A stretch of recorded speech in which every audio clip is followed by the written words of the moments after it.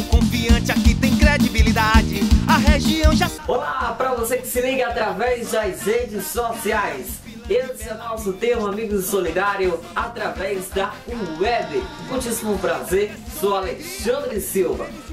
E domingo, dia 19, tivemos várias premiações espetaculares.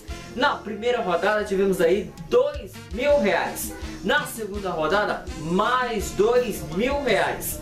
E na terceira rodada, uma Pop 100 110 ou os R$5.000.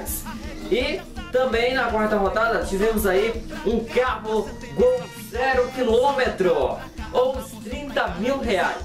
E agora a gente vai conhecer os ganhadores dessa semana.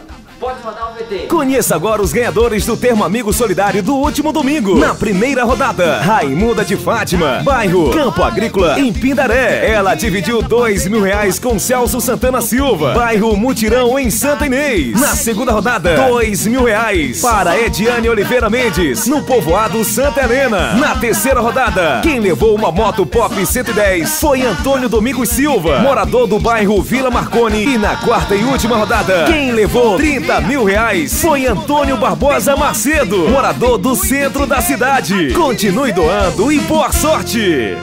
Neste domingo, o Termo Amigo Solidário está com mais de R$40.000 em premiação. Na primeira rodada, R$2.000. Na segunda rodada, R$3.000. Na terceira rodada, tem R$15.000. E na quarta e última rodada, uma bolada de R$20.000. E ainda tem mais 50 rodadas de R$100 sorteados pelos canhotos. É neste domingo, a partir das 10 horas da manhã. Adquirindo o Termo Amigo Solidário, você ajuda a pai. E boa sorte!